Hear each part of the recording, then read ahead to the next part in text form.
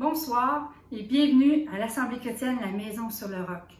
Je me sens privilégiée d'être dans vos foyers ce soir via les médias sociaux.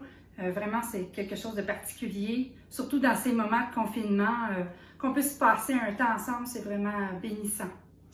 Ce soir, c'est moi qui vais apporter la petite capsule et j'ai un chant à vous partager que j'affectionne particulièrement et il se nomme « En toi, je sais qui je suis ».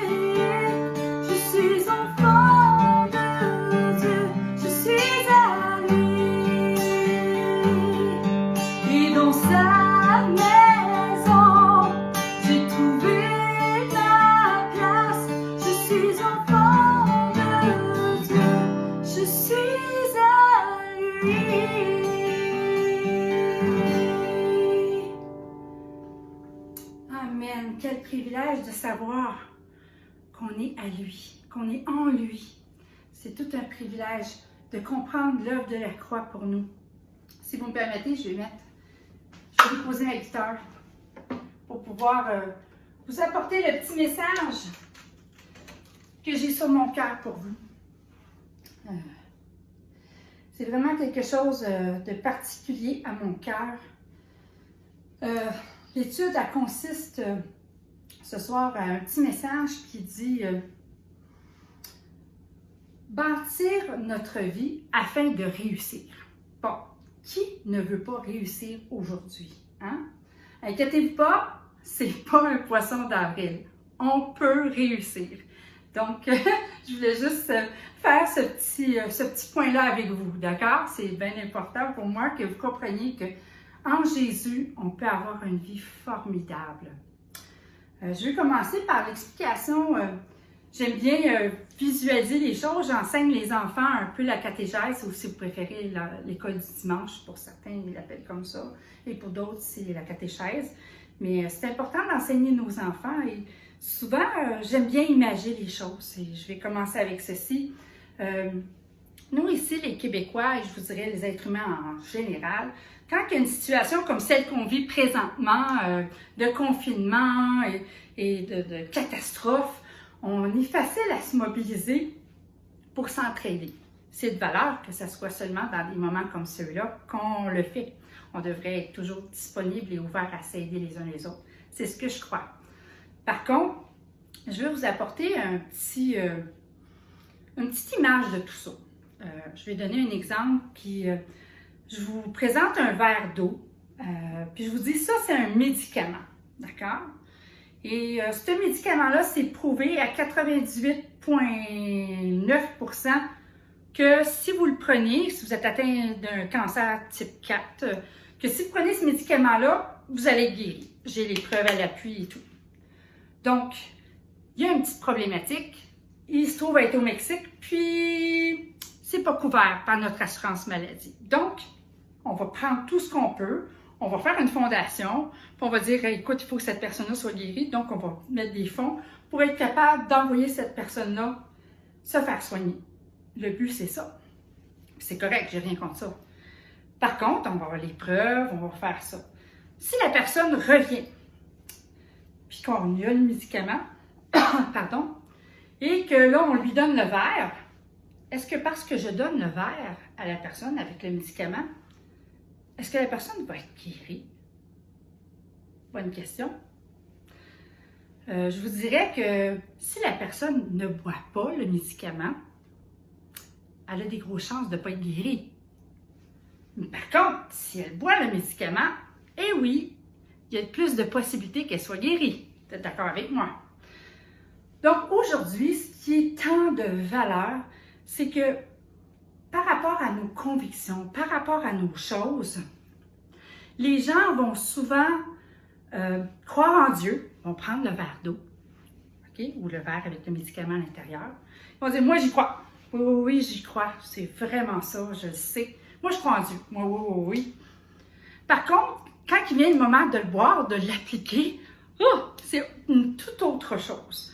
Malheureusement, beaucoup de gens ont manqué le bateau à cause justement de ça.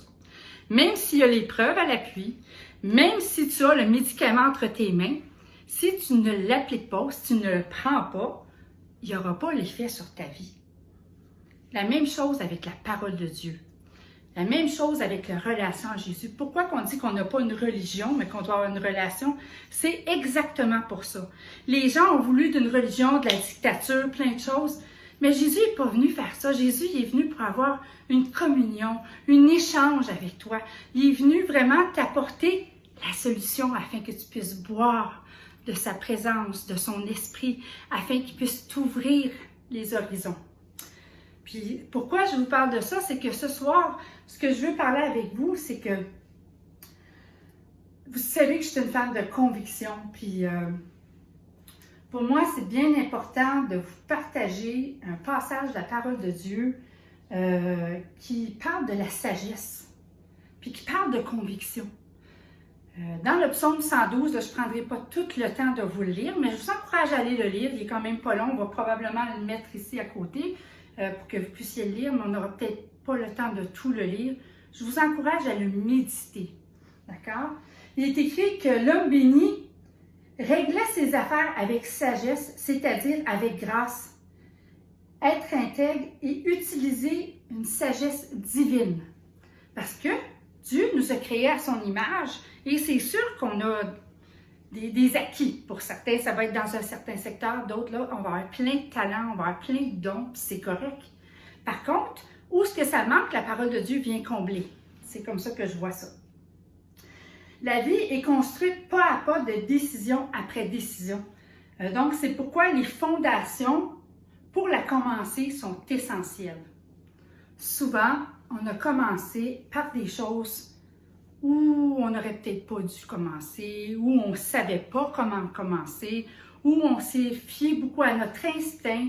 C'est pas mal, mais on a besoin de guide, on a besoin de faits, de choses. Et la parole de Dieu est le guide extrême par excellence qui nous donne la liberté. C'est pour ça que j'ai chanté le chant tantôt. En toi, je sais qui je suis, tu m'as libéré. Il nous a libérés de tout ce qui pouvait faire les floflas autour de notre vie, qui nous empêche des fois même de saisir l'essentiel, d'être heureux. Parce que des fois, on ne voit pas les petites choses de chaque jour. Puis on désire toujours plus. Puis puis on ne voit pas ce qu'on est après perdre en regardant l'autre côté. Vivons les moments présents, c'est tellement important. Donc, ce que je veux apporter à votre attention par rapport à tout ça, c'est que la personne qui veut vivre une vie de succès doit vivre en étant ancrée sur une position de conviction et de stabilité. Lorsque notre vie est établie sur des fondations de foi en Jésus-Christ, pas en n'importe qui, parce que Jésus, c'est lui qui est la solution, hein? On sait. Il a fait ses preuves à la croix pour l'humanité. Il a donné sa vie pour nous. Il a coulé son sang afin qu'on puisse être racheté, lavé dans le sang de l'agneau, qui nous purifie, puis qui nous présente devant Dieu vraiment plus blanc que neige, la Bible dit. Donc, je pense qu'il mérite notre foi. Parce que si, même pour ceux qui ne croient pas que Jésus a existé, j'ai une petite nouvelle pour vous aujourd'hui. Même je vous dirais, dans le monde séculier, il est écrit, c'est pour ça que les gens ne vont pas vérifier la source quand je vous parle du verbe d'appliquer. Allez vérifier la source qui est la parole de Dieu. Il est écrit dans le monde séculier qu'il y a tant d'années, il y eut un homme du nom de Jésus-Christ. Hein? Puis si Jésus n'aurait pas été vrai, comment ça se fait qu'il a marqué les temps, 1000 ans avant, 1000 ans après Jésus-Christ? Donc, pourquoi qu'on parle encore de la Pâque? J'essaie de l'effacer. Pardonne-nous, Seigneur, parce qu'on essaie de t'enlever partout. Puis après, on te blâme pour tout. Mais Seigneur, on va ramener les horloges à l'heure. C'est ce qu'on va faire. Des fois, des moments comme on vit nous ramènent à s'enraciner et à se remettre en question, à remettre nos priorités. Et j'espère bien que ce soir, ça va en être une de foi, parce que c'est par la foi qu'on avance.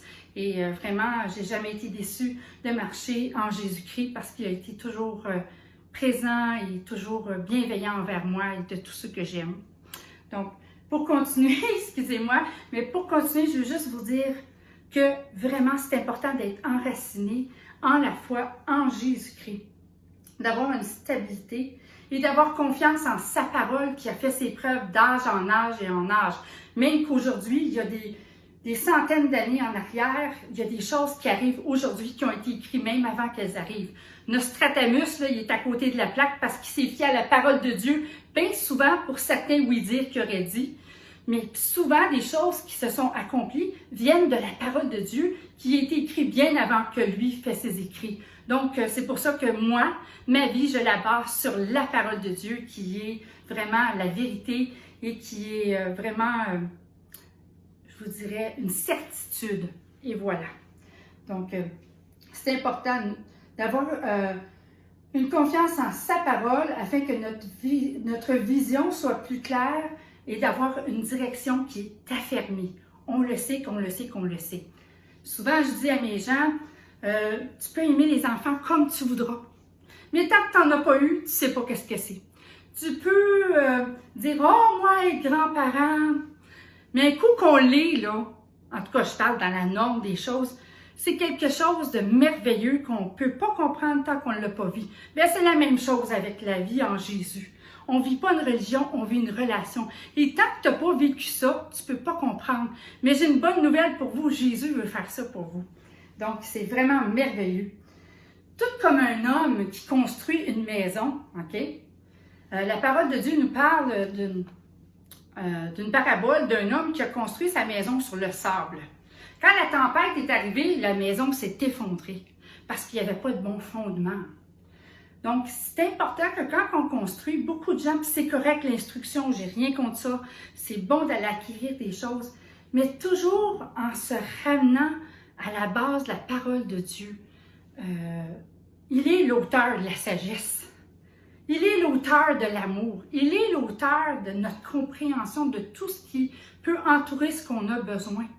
Donc, je pense qu'il est digne de confiance et on devrait s'approcher de plus en plus auprès de lui pour chercher conseil. Et merci pour tous ceux et celles qui nous enseignent aujourd'hui. Mais c'est bon de toujours mettre à la lumière de la parole de Dieu ce qu'on apprend afin d'en faire un tout et d'aller chercher le plus d'outils nécessaires pour bien construire nos fondements. C'est très important. Si on se tourne toujours vers les autres pour aller chercher nos solutions ou de pourvoir à nos besoins ou tout ça. Ces gens-là vont finir par nous contrôler. C'est ce que ça démontre. De plus, on ne peut pas aider les autres si nous-mêmes, on a constamment besoin d'aide. Ça, c'est clair. Donc, vous ne pouvez pas donner ce que vous ne possédez pas. Ça, c'est important de comprendre ces choses-là. Avoir des fondations solides nous met en position d'aider les autres. Donc, c'est important, si on veut aider nos enfants, nos amis, les gens qui nous aiment, les gens dans le besoin, c'est pas toujours de l'argent qu'on a besoin. Des fois, c'est d'une oreille, des fois, c'est de l'amour, des fois, c'est un bras tendu pour faire des choses pour les gens qui sont là. Puis, tu sais, si on les fait toujours dans le but de recevoir, c'est pas la bonne attitude à prendre. Si on les fait vraiment par amour, avec un cœur vraiment sincère et pur, d'une bonne conscience, je crois que ça va nous être rendu. C'est pas toujours financier, mais moi, je peux vous dire, je peux vous affirmer que le Seigneur me le rend tellement. Premièrement, j'ai toute ma famille autour de moi pour laquelle je suis très reconnaissante au Seigneur de voir combien ils sont bienveillants envers nous. Combien le Seigneur prend soin d'eux aussi, les entoure. C'est sûr qu'on prie, c'est sûr qu'on fait tout ça, mais on a établi des fondements, on leur a donné les fondements. Ils ont su quoi faire avec, puis ils les ont appliqués à leur vie. Et maintenant, à leur tour, ils transmettent l'héritage qu'ils ont reçu. Puis l'héritage, c'est la parole de Dieu. C'est Jésus dans leur cœur, c'est Jésus dans leur vie. Et je ne suis pas gênée de parler de Jésus parce que je sais qu'il est si merveilleux. Il est la solution pour toutes choses. Donc, c'est pour ça que je veux vous le partager ce soir. C'est important. Il y en a des fois qui pensent qu'ils sont allés trop loin, ils ont été trop loin dans le mauvais chemin. Je peux vous dire que mon mari a déjà pensé comme ça. Je peux vous dire aussi, il y en a beaucoup qui ont pris des mauvaises décisions. Ils pensent qu'ils ne pourront plus revenir à la case départ.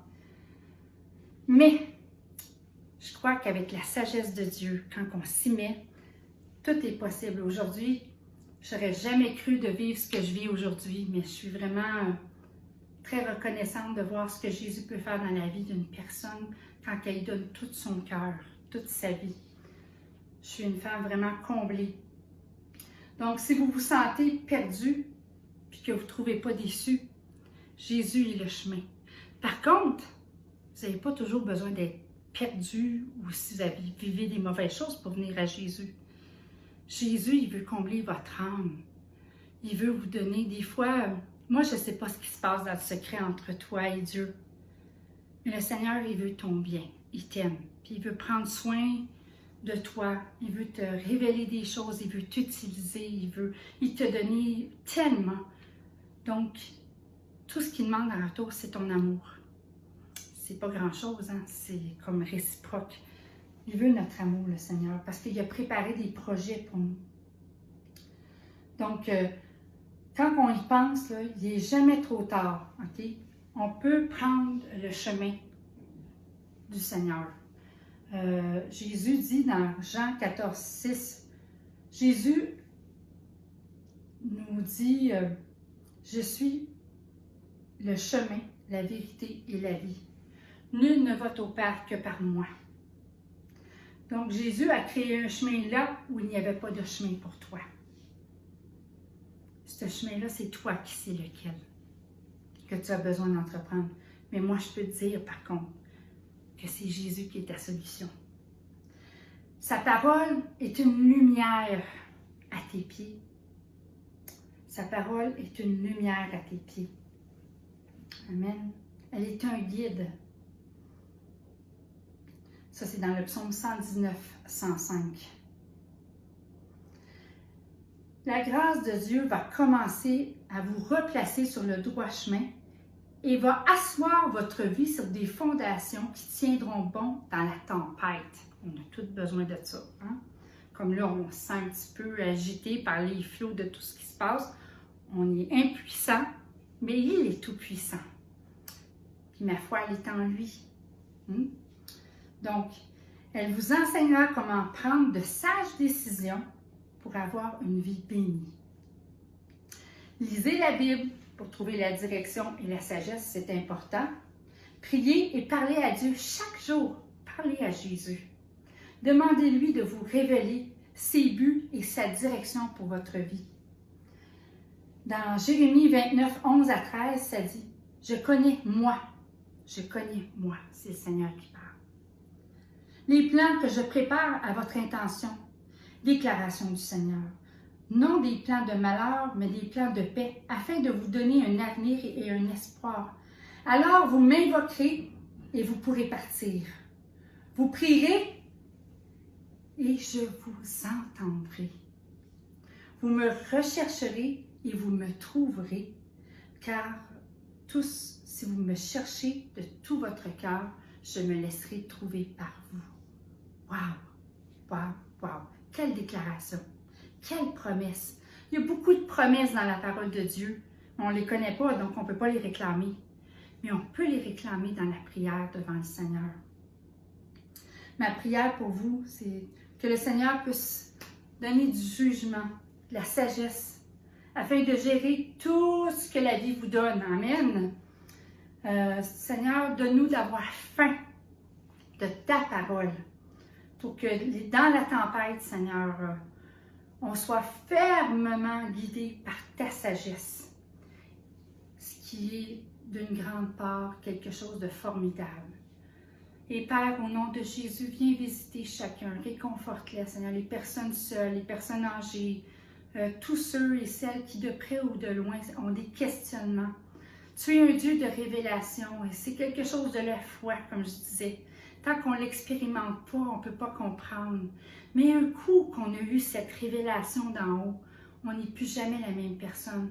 Et pour ça, Seigneur, mon âme te loue. Et je te rends grâce, Seigneur. Puis visite, Seigneur, les gens. Rencontre-les, que ta sagesse les guide. Et c'est au nom de Jésus que je te prie, Seigneur. Amen. Soyez bénis et on se voit dimanche, 10h pour la réunion régulière via Facebook, encore une fois. Et merci de nous écouter en grand nombre. On apprécie énormément tous vos encouragements et en espérant qu'on vous donne vraiment ce que vous avez besoin. Et votre fidélité nous bénit énormément. Donc, à la prochaine.